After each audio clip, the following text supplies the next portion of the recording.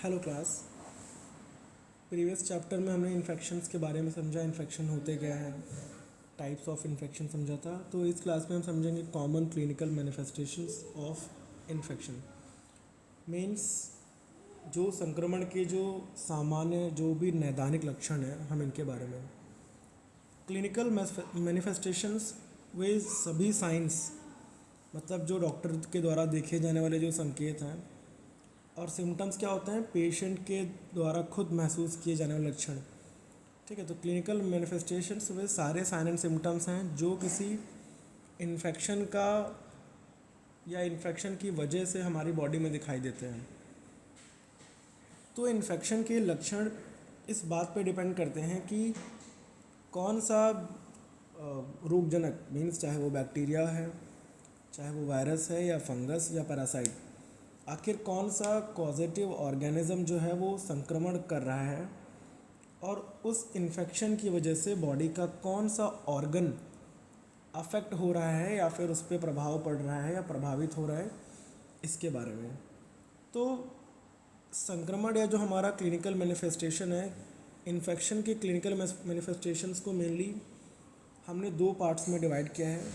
पहला जो आप देख रहे हो ये है जनरल या सिस्टमिक मैनिफेस्टेशन, और दूसरा हमारा आगे आएगा जो कि है लोकल या clinical manifestation, local clinical manifestation.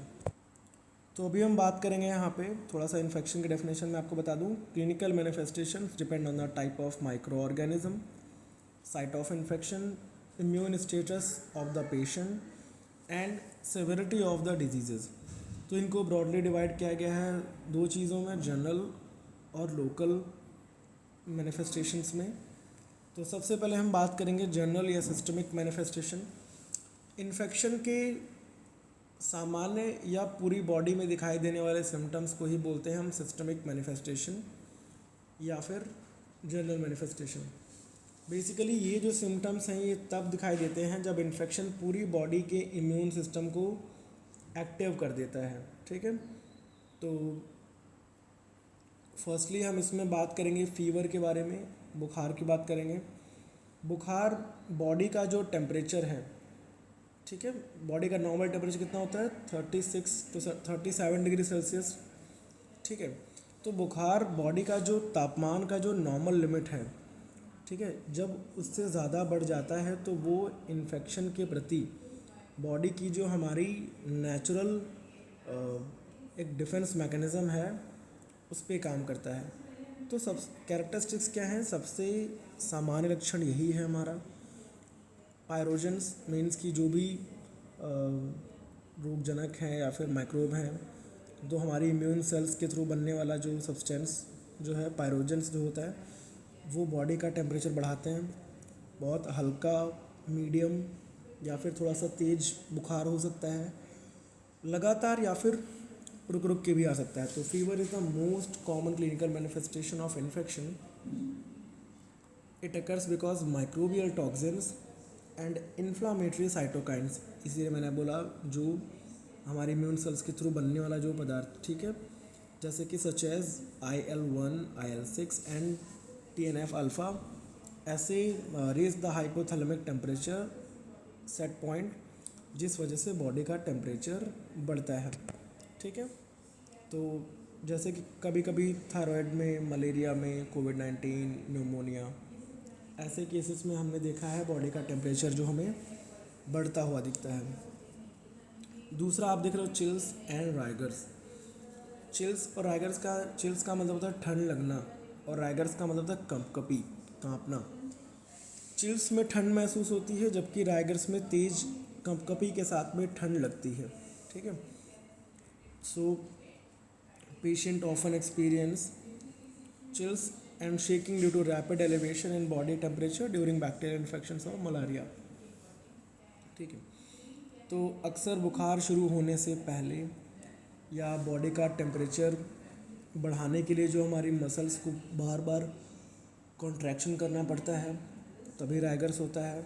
या फिर जो क्रॉनिक इन्फेक्शंस में ज़्यादा दिखाई देता है, मलेरिया हो गया, सेप्टिसीमिया हो गया, पाइलोनेफ्राइटिस हो गया, इन सारी चीज़ों में। ठीक है, तीसरा जो आप देख रहे हो ये है मैलेज। मैलेज का मतलब होता है अस्वस्थता का एहसास, लगता है कि हम बीमार हैं। बिना किसी क्लियर रीज़न के पूरी बॉडी जो महसूस करती है कि अनहेल्दी, बेचैन और अच्छा महसूस ना होने को ही बोलते हैं मैलेज। तो पेशेंट नॉर्मल काम करने की उसकी इच्छा नहीं होती है। इन्फेक्शन का एक प्राइमरी सिम्टम भी हो सकता है, और पूरी बॉडी में कमज़ोरी महसूस हो सकती है। So malaise is a generalised feeling of discomfort, weakness and lack of well being commonly seen during infections. ठीक है। उसके अलावा नेक्स्ट हम बात करेंगे फटीग। फटीग का मतलब होता है थकावट। देखिए, लगातार बहुत ज़्यादा थकान या एनर्जी की कमी जो महसूस होती है, उसी को हम फटीग बोलते हैं। कहने का मतलब ये है कि आराम करने के बाद भी थकावट बनी रह सकती है। बॉडी इन्फेक्शन से लड़ने में बहुत ज़्यादा एनर्जी खर्च करता है उस वजह से भी। और जब लॉन्ग टर्म कोई इन्फेक्शन होता है, लंबे टाइम तक कोई इन्फेक्शन होता है, तो उससे भी हो जाता है। ठीक है। सो persistent tiredness occurs because the immune system consumes large amount of energy while fighting microorganisms.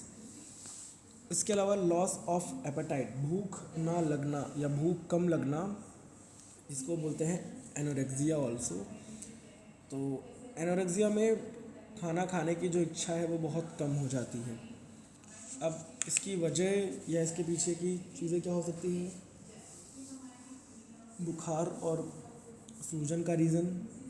ठीक है। हमारे शरीर में पोषण की कमी और कमज़ोरी बढ़ा देगी, और लंबे समय में वज़न भी घट सकता है। ठीक है। इसके अलावा हेडेक का मतलब सर दर्द, इन्फेक्शन की वजह से सर में दर्द होना। ठीक है। और बुखार के साथ में एबनॉर्मल वायरल इन्फेक्शंस में ज़्यादा दिखा जा सकता है। कभी कभी तेज या लगातार चीज़ें या उस तरीके से। ठीक है। हेडेक की बात करें, हेडेक का मतलब सर दर्द, इन्फेक्शन की वजह से सर में दर्द होना। ठीक है। इसी को बोलते हैं headache is a common in viral illness, meningitis,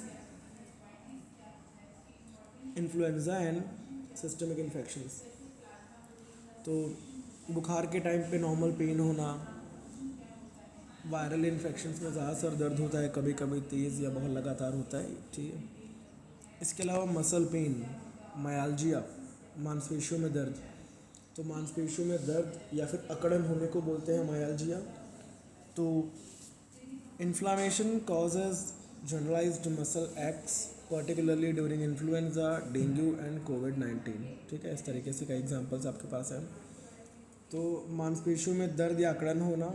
ठीक है। वायरल इन्फेक्शन में ज़्यादा नॉर्मल है, पूरी बॉडी में पेन हो सकता है, कमज़ोरी के साथ हो सकता है, ये सारी चीज़ें। इसके अलावा नेक्स्ट जॉइंट पेन, इसको बोलते हैं आर्थ्राल्जिया। ठीक है। इन्फेक्शन की वजह से जोड़ों में दर्द होना, छोटे या बड़े जॉइंट्स को अफेक्ट कर सकता है। कभी कभी सूजन भी होती है, चलने फिरने में कठिनाइयाँ हो सकती हैं। ठीक है। जैसे कि चिकनगुनिया, डेंगू, वायरल फीवर, इन सारी चीज़ों में। So pain in the joints in common in viral infection such as chikungunya and dengue fever. Next, night sweats. Night sweats का बोले तो रात में बहुत ज़्यादा पसीना आना। रात के टाइम नॉर्मल से ज़्यादा पसीना आने को ही बोलते हैं नाइट स्वेट। अब so night sweats are particularly characteristics of tuberculosis, infective endocarditis and lymphoma associated infections. तो स्पेशली क्रॉनिक इन्फेक्शन में कपड़े और बिस्तर तक भीग सकते हैं। बुखार के उतरने पर ज़्यादा ऐसी चीज़ें होती हैं। तो tuberculosis, infective endocarditis, lymphoma associated like HIV infections वगैरह भी इसमें ऐसा होता है। और नेक्स्ट है वेट लॉस, वज़न का कम होना। लंबे समय तक इन्फेक्शन रहने पर बॉडी का वेट कम होना। Chronic infection such as tuberculosis and HIV, AIDS often cause gradual weight loss due to prolonged inflammation and increased metabolic demand। ठीक है। तो लॉन्ग टाइम इन्फेक्शन रहने पर बॉडी का वेट कम होता है, भूख कम लगना, बॉडी की एनर्जी ज़्यादा खर्च होना, क्रॉनिक इन्फेक्शन का एक इम्पॉर्टेंट साइन हो सकता है ये।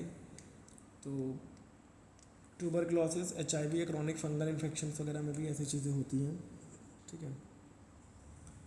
नेक्स्ट इसके बाद लोकल क्लिनिकल मैनिफेस्टेशंस। अभी हमने जनरलाइज्ड की बात किया, अब हम बात करें लोकल, मतलब इन्फेक्शन का जो लोकेशन है वो एक स्पेशल जगह पे दिखाई देने वाले जो सिम्टम्स आते हैं, ठीक है। तो साइंस ऑफ इन्फ्लामेशन, सबसे पहले सूजन के लक्षण हम बात करेंगे, ठीक है। इन्फेक्शन होने पर जो हमारा अफेक्टेड लोकेशन पर इन्फ्लामेशन या स्वेलिंग, तो 5 इंपॉर्टेंट लक्षण, जैसे कि रेडनेस, जिसको हम बोलते हैं रूबॉर, ठीक है, लालिमा, due to increase blood flow. दूसरा हीट, इसको बोलते हैं कैलोर, ठीक है, गर्माहट। स्वेलिंग, इसको हम ट्यूमर बोलते हैं। सूजन, पेन, डॉलर, ठीक है, caused by inflammatory mediator stimulating nerve endings. And loss of function, जिसको बोलते हैं फंक्शियोलाइजा, तो अफेक्टेड ऑर्गन का नॉर्मल काम करना कम हो जाना due to pain and tissue damage. तो rubor, calor, tumor, dolor and functio laesa, ठीक है,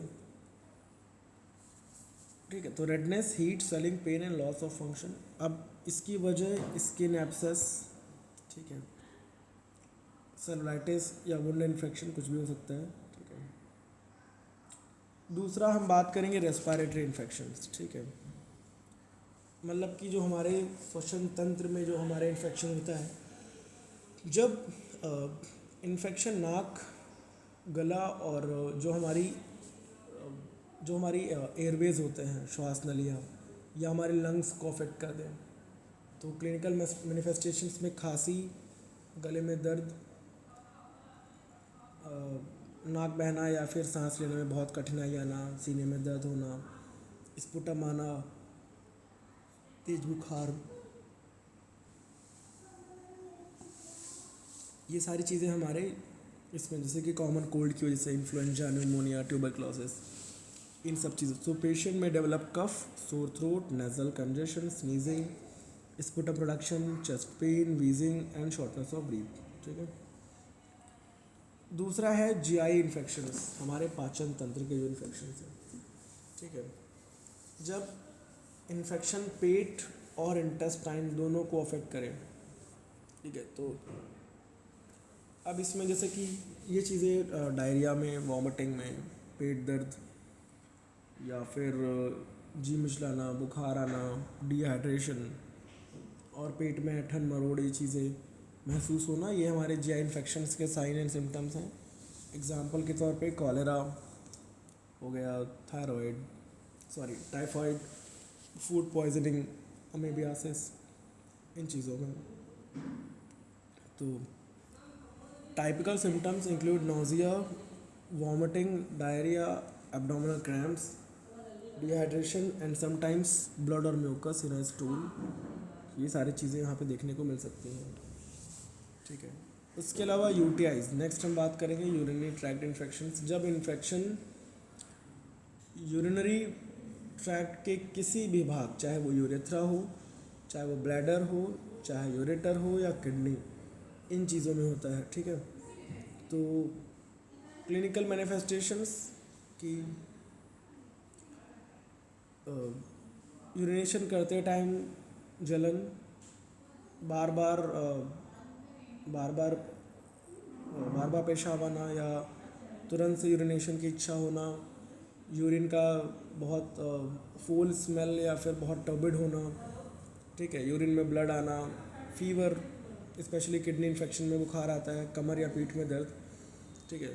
तो सिस्टिटिस या पायलोनेफ्राइटिस वगैरह ऐसे केसेस में, ठीक है।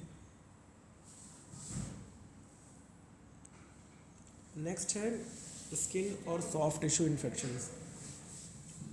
हमारी स्किन और जो हमारे सॉफ्ट टिश्यूज़ में जो इन्फेक्शन है, तो स्किन और उसके नीचे के टिश्यूज़ में जो इन्फेक्शन आता है, तो इसमें आप रेडनेस, स्वेलिंग, पेन और हीट, थोड़ा सा पस, एब्सेस या घाव का ठीक ना होना, ये सब दिखते हो। तो इसकी वजह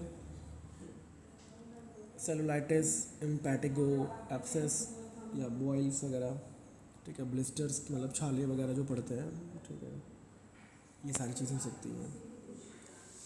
6 नंबर पे है हमारा सेंट्रल नर्वस सिस्टम इन्फेक्शंस। ठीक है, जब इन्फेक्शन हमारे ब्रेन और उसकी जो झिल्लियाँ जिसको हम बोलते हैं मेनिंजस, जब इनको प्रभावित करें, ठीक है, तो इसमें सर दर्द, तेज बुखार, नेक स्टिफनेस मतलब गर्दन में अकड़न, वॉमिटिंग, कन्फ्यूजन, सीजर्स, बेहोशी और फोटोफोबिया। फोटोफोबिया का मतलब होता है कि लाइट से प्रॉब्लम होने लगना। ठीक है, तो इसमें एग्जांपल के तौर पे मेनिंजाइटिस मीन्स मेनिंजस में इन्फ्लामेशन, इंसेफेलाइटिस, ठीक है, ये चीज़ें हो सकती हैं। ठीक है, नेक्स्ट है ब्लड स्ट्रीम इन्फेक्शन, सेप्सिस। देखिए, जब पॉजिटिव एजेंट हमारे ब्लड में एंटर करके पूरे बॉडी में फैल जाए, ठीक है, तो यहाँ पे क्लिनिकल मैनिफेस्टेशन क्या आएंगी? तेज़ बुखार होना, ठीक है, ठंड के साथ बहुत कँपकपी, जो रैगर्स मैंने बोला, और हार्ट बीट्स बहुत तेज़ हो जाना, ठीक है, टैकिकार्डिया, तेज़ तेज़ सांस चलना, टैकिपीनिया, बीपी बहुत कम हो जाना, हाइपोटेंशन, बहुत कन्फ्यूजन या बेहोशी या बहुत कमज़ोरी, ठीक है, और सी क्रॉनिक केसेस में सेप्सिस या सेप्टिक शॉक भी डेवलप हो सकता है। तो क्लिनिकल मैनिफेस्टेशंस इंक्लूड हाई और low fever, tachycardia, tachypnoea, hypotension, confusion, decrease urine output and sign of multiple organ dysfunctions. और अगर इन्हें ठीक नहीं करते, sepsis can be progress to septic shock, और शॉक एक लाइफ थ्रेटनिंग इमरजेंसी सिचुएशन होती है। ठीक है, तो एग्जांपल्स बैक्टीरियमिया, सेप्टिसीमिया, सेप्सिस चीज़ें हो सकती हैं। तो फ़िलहाल हमने देख लिया अपने क्लिनिकल मैनिफेस्टेशंस। अभी हम बात करेंगे इसमें general principle of management of infectious diseases. तो इसमें सबसे पहले हम बात करेंगे early recognition and clinical assessment. ठीक है, क्या क्या इसमें होगा डिटेल में समझेंगे। एक्यूरेट डायग्नोसिस क्या होती है इसके बारे में, clinical evaluation, laboratory investigations, microbial test, imaging studies. उसके बाद आइडेंटिफिकेशन ऑफ कॉजेटिव ऑर्गेनिज्म, इसके बारे में बात करेंगे। फिर अप्रोप्रिएट एंटी माइक्रोबियल थेरेपी, अब इसमें एंटीबायोटिक्स के लिए, एंटीवायरल के लिए, एंटी फंगल ड्रग्स के लिए, एंटी पैरासाइटिक ड्रग्स के लिए। तो ओवरऑल इसमें कई सारे पॉइंट्स हैं, हम इसको इस चैप्टर में देखने वाले हैं। तो आ जाते हैं वापस सबसे टॉप पे अपने। ओके, तो general principles of management of infectious disease में देखिए, जो मैनेजमेंट ऑफ इन्फेक्शियस डिजीज़ का जो मोटिव है, जो एम है, केवल इन्फेक्शन को ठीक करना नहीं है, बल्कि जो पैथोजन है, ठीक है, उसको भी ख़त्म करना होगा। ठीक है, पेशेंट के जो सिम्टम्स हैं इनको कम करना होगा, कॉम्प्लिकेशंस को रोकना और इन्फेक्शन को बाकी लोगों तक फैलने से भी रोकना है। ठीक है, तो सही ट्रीटमेंट के लिए हमें उसको पहचानना बहुत जल्दी पड़ेगा, उसको जल्दी रोकना पड़ेगा, और हमें सही मेडिसिन को सिलेक्ट करके एक हेल्पफुल ट्रीटमेंट, एक सपोर्टिव केयर और इन्फेक्शन कंट्रोल और पेशेंट की रेगुलर मॉनिटरिंग करना बहुत ज़रूरी है। तो सबसे पहले हम बात करेंगे इसमें early recognition and clinical assessment.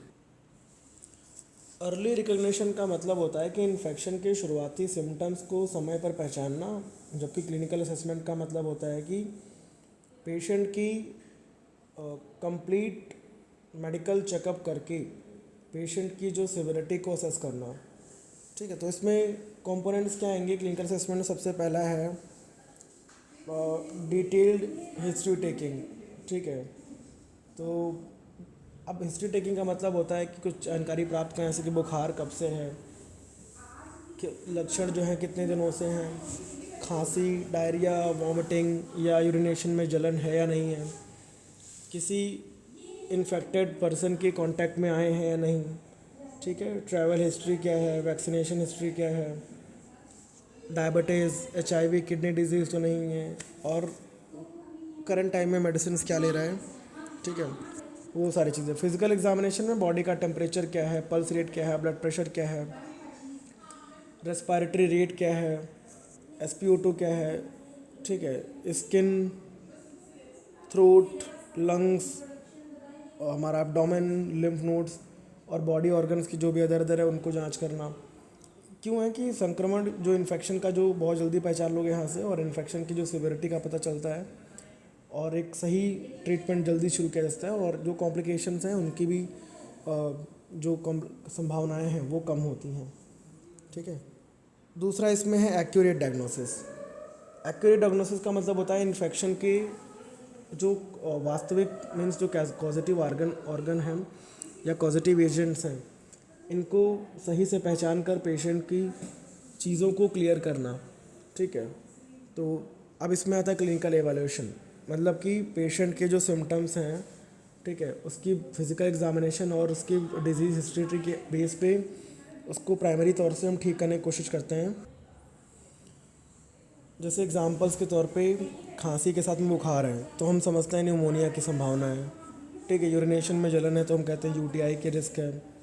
Vomiting के साथ में डायरिया हो रही है तो GI इन्फेक्शन मान लेते हैं, ठीक है। तो इस तरीके से लेबोरेटरी इन्वेस्टिगेशन में क्या है, डिजीज़ को कंफर्म करने के लिए हम बहुत सारे टेस्ट करते हैं, है ना, कॉमन लेबोरेटरी टेस्ट, जैसे कि इसमें CBC, ESR, CRP, है ना, procalcitonin, blood sugar, liver function test, kidney function test, urine culture, stool examination, sputum examination, throat swab, CSF analysis, काफ़ी चीज़ें इसमें हैं। इसके अलावा जो माइक्रोबियल टेस्ट हैं, इसमें कॉमन टेस्ट जैसे Gram staining, acid fast staining, culture and sensitivity staining, blood culture, antigen detection test, antibody test, PCR, ठीक है, एंड एलिजा या रैपिड डायग्नोस्टिक टेस्ट, बहुत सारी चीज़ें। इमेजिंग में chest X-ray, ultrasound, CT scan, MRI, ठीक है, ये सारी चीज़ें। अभी हम नेक्स्ट बात करेंगे आइडेंटिफिकेशन ऑफ पॉजिटिव ऑर्गेनिज्म, ठीक है, मीन्स जो डिजीज़ को उत्पन्न करने वाले जो सूक्ष्मजीव हैं इनको समझना, कैसे पहचानेंगे। तो डिज़ीज़ को करने वाले जो माइक्रोब होते हैं जैसे बैक्टीरिया, वायरस, फंगल, पैरासाइट्स को सही से पहचान कर उनका ट्रीटमेंट करना बहुत इंपॉर्टेंट फेज़ है। तो सही एंटी माइक्रोबियल मेडिसिन आप तभी सिलेक्ट कर पाओगे, है ना, बैक्टीरियाज को मारने के लिए एंटीबायोटिक, वायरस को मारने के लिए एंटीवायरल। तो ऐसे ही आप फालतू की दवाइयों से बच पाओगे, ड्रग रेजिस्टेंस कम होगा, पेशेंट की बेसिकली डिजीज़ की कंफर्मेशन हमें मिल पाएगी। तो इस तरीके से, ठीक है। इसके अलावा अप्रोप्रिएट एंटी माइक्रोबियल थेरेपी, उपचार हमेशा जो संक्रमण उत्पन्न करने वाले सूक्ष्मजीव के टाइप पे डिपेंड करता है। तो सबसे पहले एंटीबायोटिक्स बैक्टीरिया के लिए, बैक्टीरिया होने वाले इन्फेक्शन के उपचार में एग्जांपल के तौर पे पेनिसिलिन, सेफेलोस्पोरिन, मैक्रोलेड, फ्लोरोक्विनोलेंस, ठीक है, अमोक्सिसिलिन, सेफ्ट्रैक्सोन या एजिथ्रोमाइसिन, सिप्रोफ्लॉक्सासिन, ओफ्लॉक्सासिन आपने सुना होगा। एंटीवायरल, ठीक है, वायरल इन्फेक्शंस के लिए साइक्लोवेर, ठीक है, ओसेल्टामेविर, रेमडेसिविर, ठीक है। एंटी फंगल में fluconazole, amphotericin B, itraconazole, posaconazole, voriconazole, oxiconazole, बहुत सारी ड्रग्स आ जाती हैं, ठीक है। उसके बाद पैरासाइट्स को मारने के लिए एंटी पैरासाइटिक ड्रग्स जैसे कि मेट्रोनिडाजोल, एल्बेंडाजोल, मेबेंडाजोल, ठीक है, आर्टेमिसिलिन कॉम्बिनेशन थेरेपी, क्लोरोक्विन, मेफ्लोक्विन, प्रामाक्विन, ठीक है, ये सारी आ जाती हैं। तो खैर that's it. Rational use of anti microbial drugs, मतलब कि इनको सही तरीके से, सही रेशियो में, सही अनुपात में यूज़ किया जाए। कहने का मतलब कि जब ज़रूरत हो तब यूज़ करें। वायरल इन्फेक्शंस में एंटीबायोटिक को अनावश्यक यूज़ ना करें, ठीक है। कल्चर रिपोर्ट के अकॉर्डिंग मेडिसिन लें, सही डोज और ड्यूरेशन को पालन करें।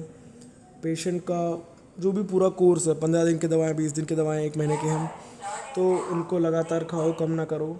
एंड एंटी माइक्रोबियल रेजिस्टेंस को रोकने का कोशिश करना, यही सारी चीज़ें।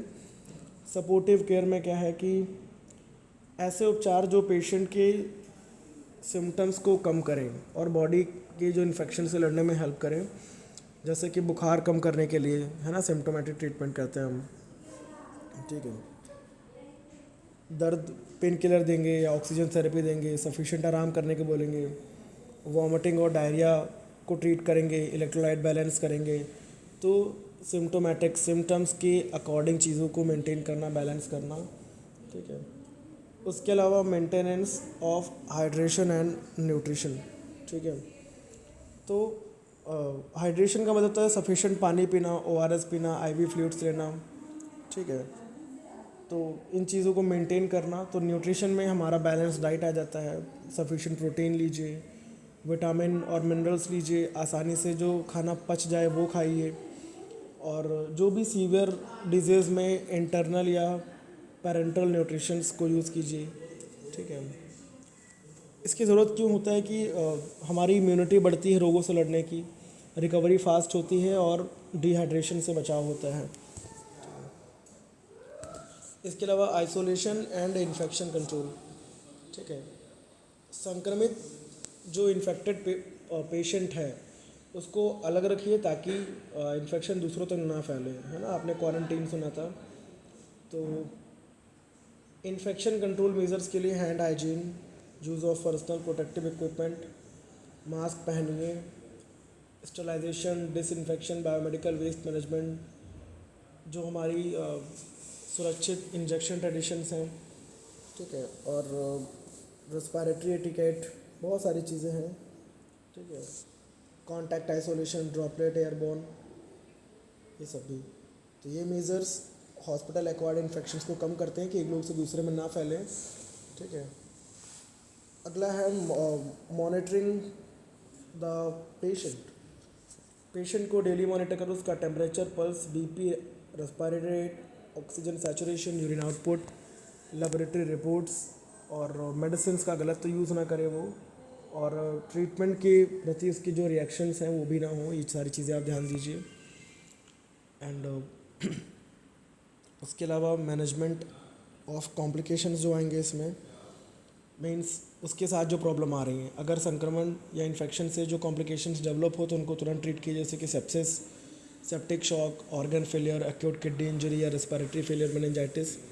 तो इसका management ICU care, oxygen therapy, IV fluids, vasopressors, ठीक है। बहुत सारी चीज़ हो सकती है, मैकेनिकल वेंटिलेशन अगर ज़रूरत पड़े तो, प्रिवेंशन ऑफ डिजीज़ ट्रांसमिशन, ठीक है। तो इन्फेक्शन को फैलने से रोकने के लिए अच्छे से हाथ धोना, ठीक है, साफ़ पानी पीना, proper sanitation, food hygiene, vector control. Vector का मतलब जो वाहक जो इन चीज़ों कैरी करते हैं ऑर्गेनिजम्स को, जैसे मक्खियाँ, मच्छर, इनसे बचिए, ठीक है। और safe sexual practices, safe injection practices, blood screening, respiratory hygiene, vaccination, ठीक है। आइसोलेशन, क्वारंटीन ज़रूरत पड़ने पे, तो public health measures help control outbreaks and epidemics. उसके अलावा इम्यूनाइजेशन मीन्स टीकाकरण, वैक्सीनेशन बॉडी में किसी भी डिजीज़ से लड़ने के लिए एक इम्यून सिस्टम डेवलप करती है, जिससे इन्फेक्शंस की जो संभावना है और उसकी सिविरिटी है, क्रॉनिसिटी है, वो कम हो जाती है।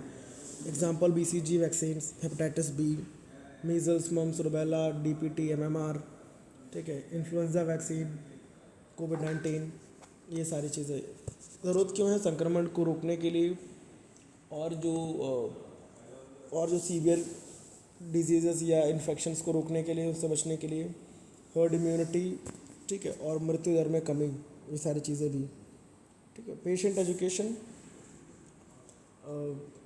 पेशेंट को उसके परिवार को सारी चीज़ों को बताइए कि दवाइयाँ टाइम पे लें, एंटीबायोटिक का पूरा कोर्स करें, खुद की सफाई रखें अच्छे से, सफिशिएंट पानी पीजिए, अच्छा खाना खाइए, इन्फेक्शन फैलने से बचिए, फॉलो अप अवश्य करें, ठीक है। बहुत सारी चीज़ें। एंड देन फॉलो अप का मतलब क्या है कि, ठीक है, ट्रीटमेंट के बाद पेशेंट को वापस से जांच कराने जाना चाहिए ताकि डॉक्टर बताए आपको कौन सी मेडिसिन चलानी है, कौन सी रोकनी है, अब आपको क्या करना है। तो पर्पज़ क्या है कि डिज़ीज़ पूरी तरह ठीक हुआ है नहीं, इसके लिए ज़रूरी जाना है, ठीक है। दवाओं का प्रभाव क्या है, उसके जो साइड इफ़ेक्ट्स की जांच, इन्फेक्शन दोबारा तो नहीं हुआ, आवश्यकता पड़ने पर ट्रीटमेंट में जो चेंज करना होता है, ये सारी चीज़ें इसी में होता है।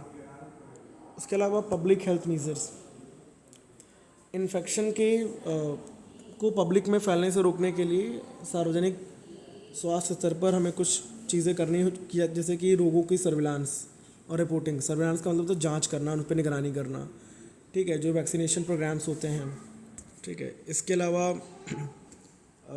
साफ़ पानी पीने की व्यवस्था, उचित सीवेज और कचरा जो भी है उसको मैनेज करना, फेंकना। आपने देखा नीले कूड़े, गीले कूड़े और सूखे कूड़े के लिए अलग अलग कंटेनर्स आजकल बनने लगे हैं, ठीक है। फूड सेफ्टी, वेक्टर कंट्रोल, मतलब मच्छर मक्खी इनको कंट्रोल करना। हमारी हेल्थ एजुकेशन और हमारी बेसिक अवेयरनेस के लिए अभियान जो चलाए जाते हैं, ठीक है। आउटब्रेक इन्वेस्टिगेशन और कॉन्टैक्ट ट्रेसिंग, और आवश्यक होने पर क्वारंटीन और आइसोलेशन की जो व्यवस्था है, ये सारी चीज़ें। तो ओवरऑल हमने ये इन्फेक्शन के बारे में सारी चीज़ें बात कर ली हैं, कैसे क्या होगा। बाकी मिलेंगे आपसे नेक्स्ट क्लास में।